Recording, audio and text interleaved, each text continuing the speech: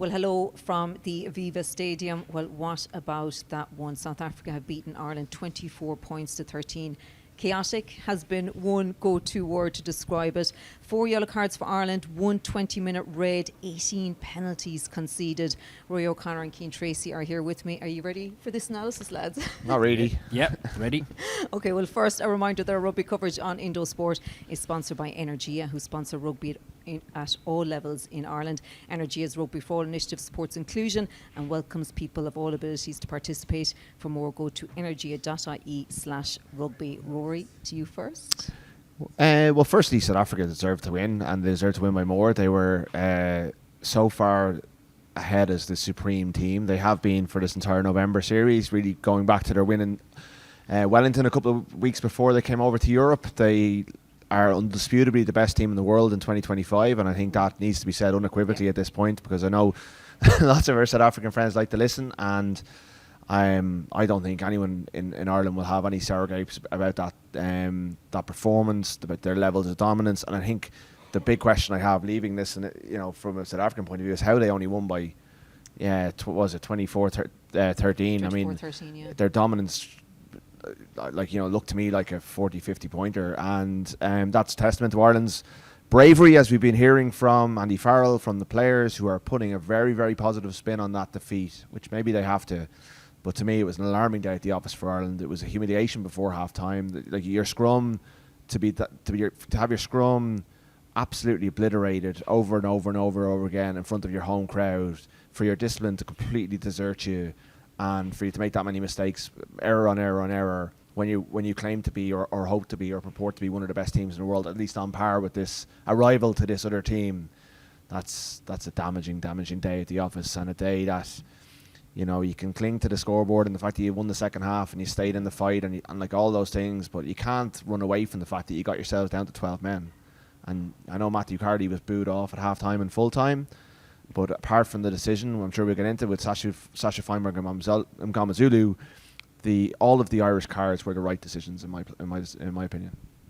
Yeah, hard to disagree with any of that, and I would definitely start my analysis by saying that South Africa were awesome, really. And as the game was unfolding, was it Wellington that they racked up that big score against New Zealand? Yeah. That's what was coming to my mind. That's what I was fearing, because I think there was an absolute cricket score on the cards there if South Africa had been more clinical. Like at times it felt like, particularly in the build up to Paddy McCarthy's yellow card, the amount of scrums that they had there under the post, it just felt like they were toying with Ireland, really. It was a real statement, but I think from a South African point of view, Rasmus would probably be frustrated that they didn't kind of put more on them, because I agree with Rod. I don't think the scoreline reflected really the game at all. And yeah, I completely agree with you. I don't think Ireland could quibble with any of the cards, really. I mean, I know Matthew Cardy, it's not often you hear a ref be booed like that at the Aviva Stadium, and there were so many South African fans here today. It was crazy. We were saying it walking in, it felt like being in Durban or Cape Town. Look, I know this is a match podcast, but I do think the point should be made that this is not the first time that around 10,000 away fans have got tickets for an Ireland home game, and it's because of the price, and it's because of the way RFU sell the tickets, and they're ending up in the hands of travel agents who are selling them back to the UK. I've spoken to a couple of people who were on flights from London in the last 24 hours. They're all full of South Africans coming over to watch the game. Now, it made for a brilliant atmosphere today, but the RFU were out defending their ticket prices last week. Well, this keeps happening, and it's not great. Like, you think of all the people who would love to come to these games but either can't afford it or choose not to travel from the country, or the fact that clubs are bundling up their tickets to keep themselves afloat. It's not great, and it's something I think the RFU need to look at, because those tickets really should be going into Irish hands. But what it did do for the atmosphere was superb. Yeah, and I was just going to say the South African anthem, like, it was incredible. That was when you could really hear the amount of South Africans that were in the crowd. And yeah, it made for a brilliant occasion, and you'd have to say fair play to them, because they found a way to get their hands on tickets. But from an Irish point of view, it wasn't a great sight. Yeah, well, let's look at the cards obviously first. Andy Farrell said he's never seen a game like it. So 20 minutes, Tyke Byrne has his try chalked off, and then the yellow card for James Ryan for a reckless clear out. That was upgraded to red, obviously. 34 minutes, Cobus Reinig try, a yellow card for Sam Prendergast. 39 minutes, Jack Crowley, yellow card. 2 minutes into first half injury time, yellow card for Andrew Porter. South Africa awarded a penalty try. 7-19 to South Africa at half time. And as I said, like the booze that time. So Ireland started the second half then with 12 players, and Paddy McCarthy also then got his yellow card in the 62nd minute. I throw in the two non-cards as well. Like, yeah, I think because if you're going chronologically, I think one of the reasons there's such ire and outrage in the crowd is that to most Irish eyes anyway, it looked, and to the neutrals I've been talking to since, Sacha Feinberg and Ngomazulu should have been at least the yellow card for the head contact on Tommy O'Brien, and it was a very interesting exchange. Well, I think the pressure that's been put on the officials by South Africa has had some level of influence. I thought they were looking for reasons not to give a yellow card in that scenario. Again, not the reason South Africa lost the game, but if Ireland are playing against 14 men, when the score was at 5-0 at that point, you go to the corner against 14 men, they've lost their key decision maker in the backline, who I didn't think had a brilliant game overall, but you put, it's a different complexion on the game, so that then makes the decision to go for a red for James Ryan just smacks of inconsistency. Again, the Tommy O'Brien, when he goes high on Kane and Moody, I think is in the same conversation and probably should at least be a yellow card. He gets away with that. You could also look at in terms of inconsistency, Ireland get a penalty try South Africa get a penalty try in the last play of the game. How come there was no yellow card there? Ireland probably should have been down to 11 men at half time. Unless I'm losing count, but there's so much inconsistency in the refereeing, and I think this entire window has been a bit of a mess from an officiating point of view.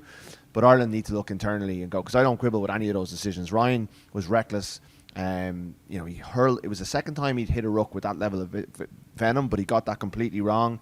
I don't think Marcus was going to affect a turnover. I don't think he was trying to make I'm sure a lot of people would argue it was a cheap shot. I think he was trying to make a physical statement. He got it completely wrong. Deserved red card. Prendergast was an accumulation penalty.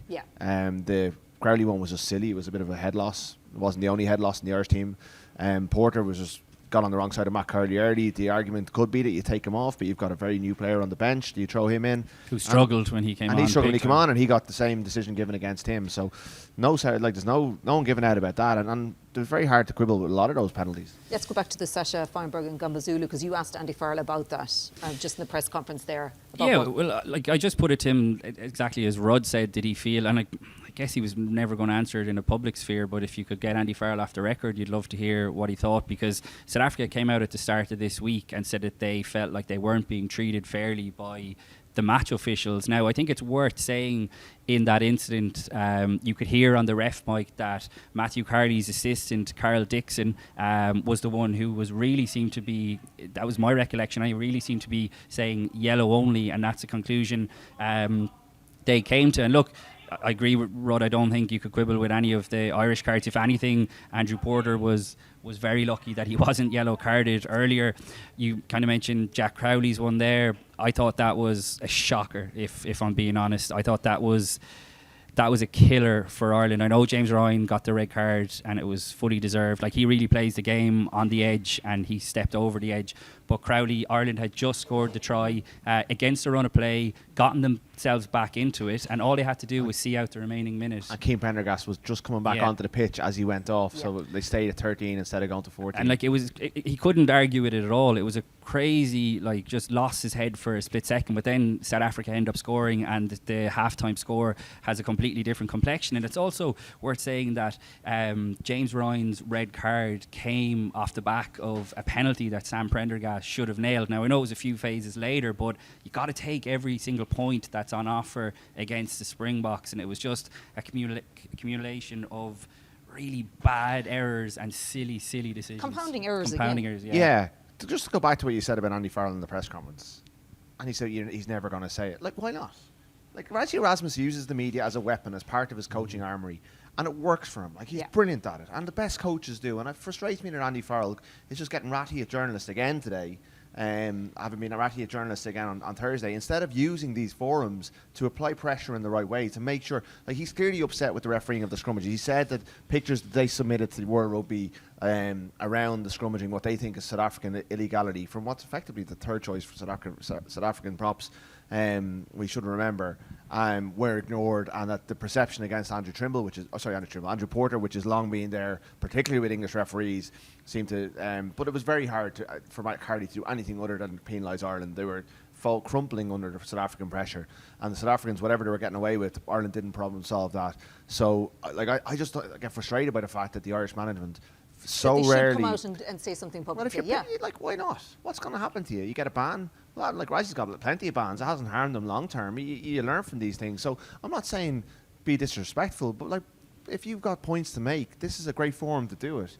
It makes it more interesting, but also it's influential. It puts public pressure on. It gets fans in behind you, because he's got 40,000 odd Irish people who are howling derision today, who are ready to hear.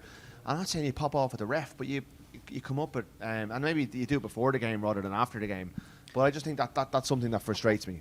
Yeah, I just don't see Andy Farrell ever going down that route. I just don't think it's his style at all. And like, that's a weakness. Well, like, I mean, you can say it's a weakness, but I don't know if we want every head coach coming out and kind of acting like Rassie was back in the Lions tour. Now, I know he's kind of toed the line since then, but it was very pointed what they did earlier on this week in terms of putting up the assistant coach Stick, who clearly applied the pressure. But like, I think Andy Farrell's, would you guys agree, glass was certainly half full. Definitely came out and very positive, I'm kind of surprised by that. I wonder if he's going to be delivering the same kind of messages. And look, I can understand why, in terms of they avoided a cricket score being put on them, but I think they have to be really honest about the demolition, really, that was there, particularly at the scrum. And can I just make one point though? As the scrum was being dismantled from the very first scrum, by the way, and we made this point when we were chatting last week, that Andrew Porter has a perception, rightly or wrongly, with the referees, and I wondered if it might have been a good idea to start Paddy McCarthy. Now that point is a bit redundant because Paddy McCarthy came on and really struggled as well. But as Porter was struggling, the thought occurred to me, if this, and it rarely would happen to South Africa, Rassie Erasmus would take his prop off without thinking twice. And then you look at the flip side, the flex of changing his starting props, who were demolishing the scrum at the very end of the half to win the penalty try, was peak Rassie Erasmus and peak South Africa. Like, just unbelievable how they did it. Like, they changed the props, nothing else changed. Meanwhile, Andrew Porter then got binned later on. So that's the kind of ruthless streak maybe that you'd like to see a little bit more of. I thought we were done with moral victories in Irish rugby. I'm surprised that, maybe look, Andy Farrell has to spin things a certain way, and he certainly, from talking, you and I have just done the mix zone, the players are coming out with the same message, that they're proud of the fight and the courage, and there was fight and courage, and there was some unbelievable plays on the line to deny tries in the second half and to keep the score, and they won the second half for whatever that means. But they won the second half while South Africa stopped taking points. They just kept scrummaging. But when you come down to the periods of the game where Ireland were 15 on 15, where Ireland were in the mix right at the start, like, they started quite crisply. Their attack was very good, but they had a couple of visits to the 22, and South Africa, best defence in the world, they weren't able to break it down. They came up with a couple of turnovers, one of which I thought was pretty ropey. There was definitely a hand on the ground, but you get away with that sort of stuff. But Ireland just weren't able to break them. Look at the stats. Ireland had 16.8 attacking minutes in comparison to South Africa's 14.7. That's mind-blowing. Now, South Africa had more possession and more territory, and the territory and possession stats midway through the second half were far more weighted, so that's been skewed by the last 10 minutes. But in that first half, when it was a contest, and before the scrum became the abiding thing we'll all remember from the game, Ireland had South Africa in positions where they could get on top of them, where they could score, where they could build pressure. It only would have taken 25 points to win this game of rugby. It would have taken a couple more tries than what they got. They weren't able to break them down. They weren't calm enough in possession. They didn't resource the breakdown enough. They allowed South Africa, who played very well, and like Peter Steph Toy had one of his best games I've ever seen. Malcolm Marx was off the charts, World Player of the Year. We've heard subsequent to the game. But when Ireland look at themselves, they weren't good enough with 15 on 15 to break South Africa down, to take the chances that they created for themselves, and that will be a huge frustration. We had line-out wobbles, a crooked in. 73%, I think. Yeah, and now South Africa contested really, really well, and I think you have to like that is a factor, and the crooked in was a bit harsh, but it was given, and that's, you've got to be squeaky clean in that area. So, when it was 15 on 15 and the game was a contest and Ireland were in the mix, they weren't good enough, and then they started making errors. Kicks out on the full, soaking in midfield when South Africa were running at them. players you would never expect to soak tackles were soaking tackles. South Africa winning gain line. The Valemsa try was so easy to make it 5-0. It was such a statement. South Africa's passing was crisper. They were so good in attack. It wasn't just the blunt force trauma. It was some beautiful, beautiful attack and play. And they could have had 2 or 3 more tries. The forward pass for the second try in the first half that they could have got. Like, Ireland need to, like, they can't just be focusing on the fact that it's very hard to play when you got 12 men. Well, why did you have 12 men? That's on you. Your discipline was terrible. Yeah, and how badly the scrum faltered reminded me of 2022 in Twickenham. Remember that? Was it 22? When it conceded 7 penalties, and then in the aftermath, they got feedback from the referee saying, a couple of them were incorrect decisions. Now, I'm not saying for a second that this is going to happen, but this is 3 years ago, and the big lesson apparently from Ireland, I remember we were speaking to John Fogarty about it afterwards, was that it's no use waiting for the feedback from the officials, that you get later in the week. You have to adapt in the moment. And now, I'm not sure what else Ireland could have done, but they should have surely done something to try and change the picture for Matthew Carley and his assistants, because that's exactly what Rassie Erasmus would have done. Try not knocking on kickoffs. Like, that's that one would thing. help. Yeah. You get a score, you get back in the game, and you drop the kickoff. Twice that happened. Like, these are fundamentals that you're giving in to South Africa. Like, if you're going to be get beaten up in the scrum, and to be honest, this has been coming. You watch any URC game between Irish and South African teams, the South African scrum invariably, apart from maybe the final when Leinster were able to cope very well, but by and large, these games, the South African scrum is always on top. And maybe this is the wake-up call that Irish teams need, that Irish professional players need. We see it to this level, though, coming today. To this level. I feared it could happen, but I didn't think it would be that bad. When you mentioned Twickenham, actually, when I was writing my analysis piece, I went back to 2012 and the day that Mike Ross went off and Tom Court got his ass handed to him on the wrong side. But there was an excuse that day. But like that day led to the RFU appointing Greg Feek as the national scrummaging coach. There was a national inquest into it. This should be a turning point for Irish rugby to say you cannot get away with why are we pointing to South Africa? Well, look, they're just the best scrum in the world. You got to aim to be at that level. You got to be developing props who can live at that level. So, and it's not just the props; it's the 8 forwards. Like, Andrew Porter needs support. Ireland missed Joe McCarthy's power in the second row today. They need to develop Edmund and Dogbo so that they have 2 tight head locks of power who can add that. But it's not just them; it's a mindset thing. South Africans, they just love scrummaging. Those Springboks, they were out there and like even the decision to repeatedly go for scrums off penalties. They could have scored if they went to the corner. They get tries. It was like a cat playing with a mouse, wasn't it? Like, and it felt like like that they were really trying to, make a statement by continuously going for those scrums. And it didn't matter what props they had playing; it had the same end result. It was devastating from a South African point of view. Damaging. Absolutely damaging. What would have happened if Oxenche and Franz Malherbe were fit? Vincent Koch, if he was in the mix, and Kayane, if he was in the mix, Bongi Amanami's to come back into this setup.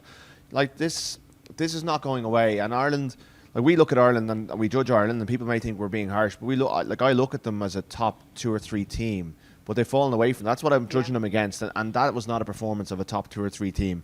Even when New Zealand got beaten by them, yes, they got overpowered in the second half, but I think they were ahead at half time in that game. That was a much more even contest for about 50 minutes, and then South Africa powered over them. France had opportunities in the third quarter, and it was the last 20 minutes. This was weird in that South Africa didn't have that final flourish in the last 20 minutes, that Ireland just kept clinging onto them and didn't get the scoreboard reward, but it felt every bit as damaging and every bit as bad. And it's been quite jarring to be talking to the Irish players and management about how positive they are on the back of it. I think it's 11 weeks or 10 weeks on Thursday 11 weeks on Thursday to Paris, Thursday night. Well, you can imagine what the French are looking at and what they're targeting. But that tallies with what you would have heard over the last month, that there's definitely a sense that I think the Irish camp in general think the coverage has been too harsh. Over November. Yeah, for sure. That's been the word. But sure, it was the same thing about the lineup, the line out. They thought it wasn't an issue. And you're right, we can only judge them off the high standards that they've set for themselves. This isn't the Ireland team of 20, 30 years ago, when they're kind of a middling team. This is a team who in 2027 expect to be challenging for the World Cup, but right now... Well, we also don't get to see training, because we keep getting told training is unbelievable, but it's not... And I think they put more out there in the Australia game, certainly, and in patches in that first half, in terms of their attack play looked crisper than they say it did in Chicago, but... then easy to do that against an Australian team who are flagging and with a sort of a drift defence. Like absolutely. Ireland didn't get a second to breathe on the ball today with the blitz. But they brought Gary Keegan in. Like, go back to 2020 when Ireland were struggling, and Andy Farrell, after they lost in Paris when the Six Nations on the line and they kind of collapsed that day, Andy Farrell brought in Gary Keegan to fix their mental strength. And by 2023, they had incredible mental strength. They were, you think of the Scotland game. Someone brought up in the press conference the Scotland game in Murrayfield when they had all those different things going on. And adversity. I think they've lost that ability to wrest momentum back in games, to calm themselves when things are going against them. Is that just the players they've lost though as well that have retired recently? Perhaps. The likes of Sexton O'Mahony? Could I, did they not kind of do that though when Dan Sheehan scored that try? I mean, that was really impressive to have gotten themselves back in the game. So they actually did put themselves in a good position, and then, like I said, went down in a really stupid yellow card from Jack Crowley. Yeah, yeah, but they're able to do it in flurries, but they're not able to sustain it. When they get under pressure, they're coughing up penalties under pressure all the time. They're not able to. They don't seem to be able to make a play under pressure legally that kind of arrests the momentum, and they just kept giving up penalty after penalty after penalty. And it wasn't just at the scrum. I think Farrell referenced 3 offside penalties, which he's really annoyed at because he feels like they're much more controllable than, say, a scrum that's getting hammered. And there is, the Crowley one. That's just like, I don't want to hang the guy, but like, that is just panic. It's such a silly thing to do. Like, you're at the bottom of the ruck. You can't actually see what South Africa are going to do off the ruck. It didn't look like a particularly dangerous situation. And he sticks. Like, that to me is not the sign of a team that are trusting each other to solve problems legally on the pitch. And as a result, they're playing into South Africa's hands, because the last thing you want to do is give South Africa 18 penalties.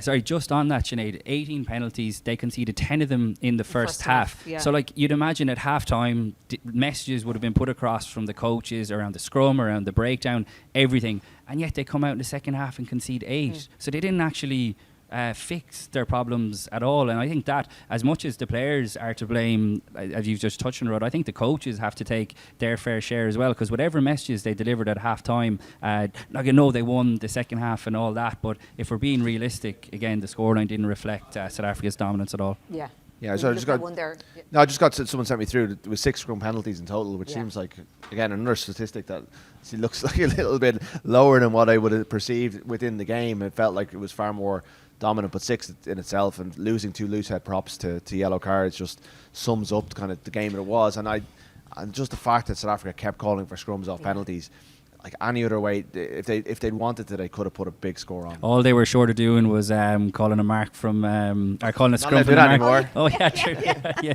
Well, Rassie will find some loophole to get that again, but yeah, just seriously impressive from a South African point of view. Yeah, so I mean, where does it leave Ireland now after the year? So second home defeat of the calendar year. I was asking you yesterday, and I saw Jerry Thornley had it in the Irish Times. So first time since 2013 that they've lost 2 home games in the one calendar year. Firmly in the pack. They're going to Twickenham and they're going to Paris away from home during the Six Nations to face like a France team that, in fairness, haven't torn up trees this autumn themselves. I don't know we could see the game unfolding in the next room, but I don't know what the score is. But certainly their performance against South Africa wouldn't have anyone quaking. And England didn't play South Africa in this window. And I know England are the coming team and look like they're very good and they're kind of built perfectly for the modern game. But what really Ireland play, isn't it? England and France in the first 3 games. It's France, Italy, England, with no break week in between.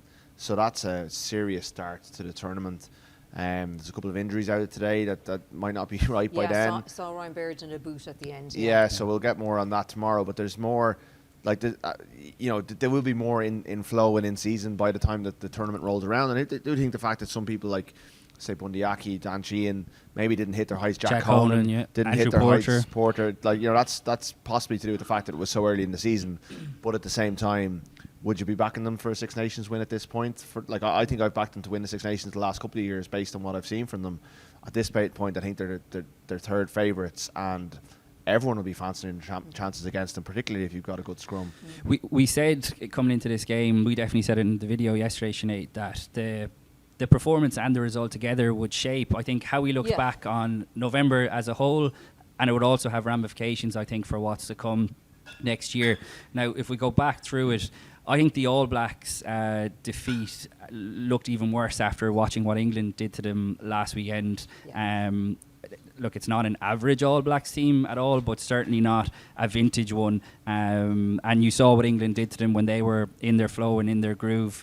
Japan was Japan. They had a good win I saw over Georgia today, the last kick of the game. But they're obviously not elite opposition.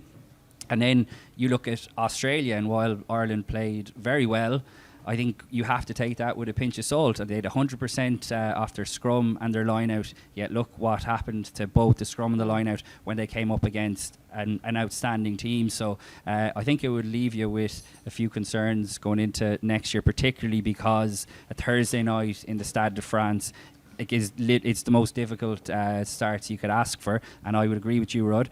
When France are finished playing Australia here, they'll be licking their lips, I think, at the manner of what South Africa did to Ireland here tonight. Yeah.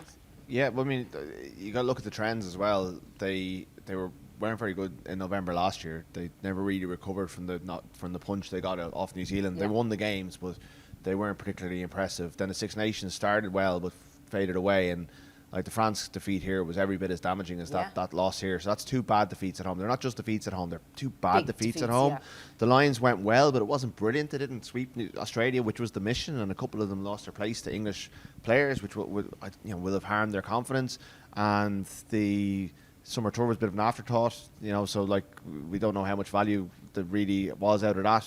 And then we've come back here and they've won 2 for 2, and New Zealand, like Cian's gone through it very well there, and I don't really disagree with any of it. But it's leaving them in a place where they're just they're a mid-rank, an upper mid-ranked team. They're part of the chasing pack. South Africa are way out in front. I think France and England probably feeling much better about themselves than Ireland do right now. And I don't know if Ireland are looking over the shoulders of Scotland just yet, but they're definitely have a lot to prove to everybody, including themselves, if they're going to be competing for that title. Like it's hard to see it at this point, but look, a lot can change. And there is merit in the fact that they stayed in the fight, and some of their they think that they learn an awful lot from the experience of going down to 12 men against the best team in the world, and the fact that they scored with 13, and some of their goal line plays and like they fronted up. You definitely wouldn't criticize them for their guts in the way that they stayed in that game, but at the same time, if your scrum is eviscerated, it's hard to praise it. The back three that they finished with, we were chatting about this, Sinead, was James Lowe obviously on his left wing, Jack Crowley at fullback, and Gibson Park on the right wing. And but even towards the end there, I thought there was wrong.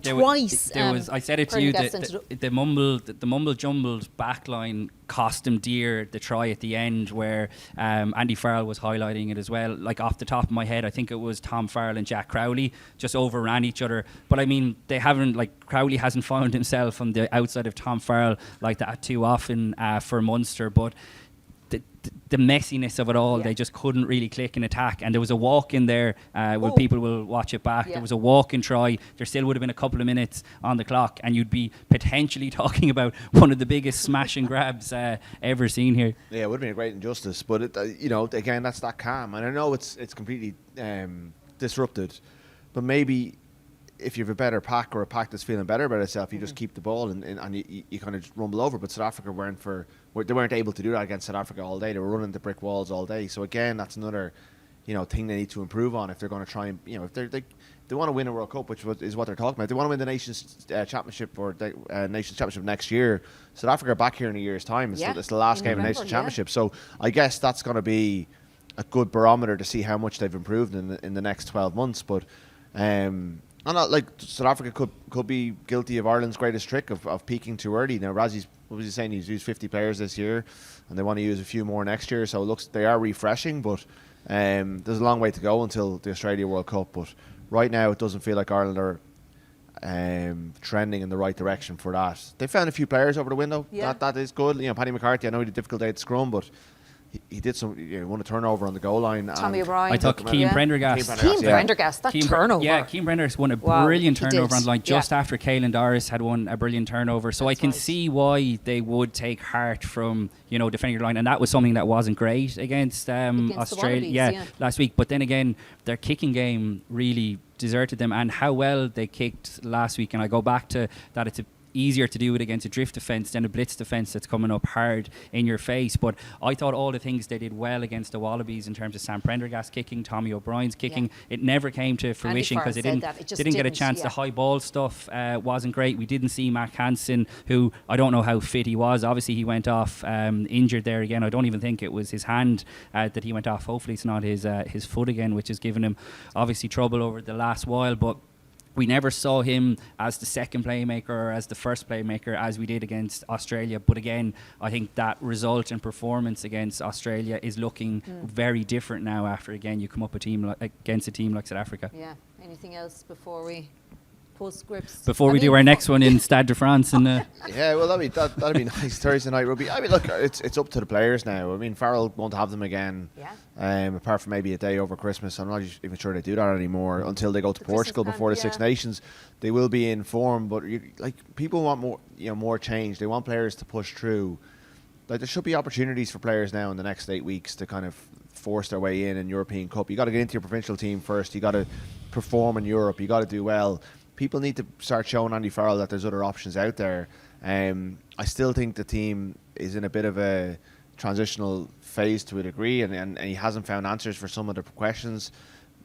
And I think I'm finding it hard to. I'm finding the positivity coming out from the players and the management quite jarring and hard to take. I do think they've gone backwards in the last year, and South Africa have raced ahead of everyone, and Ireland feel like they're not playing the same sport.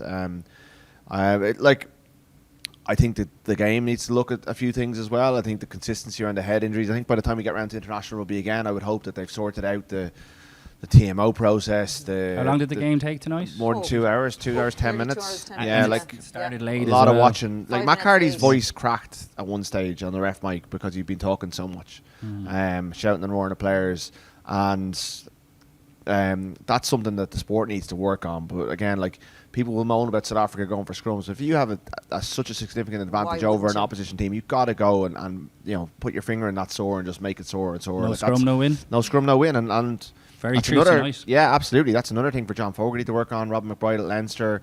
All the props in the country should be looking at that, thinking I can get into that team, because that wasn't good enough tonight. And that's what they're gonna. I hope, like, once they've parked their media interviews and they're feeling positive about everything, they go home and they take a good look at themselves and kind of realise that the level that they saw tonight is the level, and they're way off that level in some key parts of the game. No scrum, no win. Do we no finish scrum, on no that? win. Yeah, that's the abiding memory from here, and we'll be remembering it for a long time to come, I think, as well, unfortunately, from an Irish point of view. Okay, Cian and Rory, thank you very much for that. Well, the lads will have plenty more analysis in the next few days on the Indo Sport podcast and the Left Wing. Thanks for listening.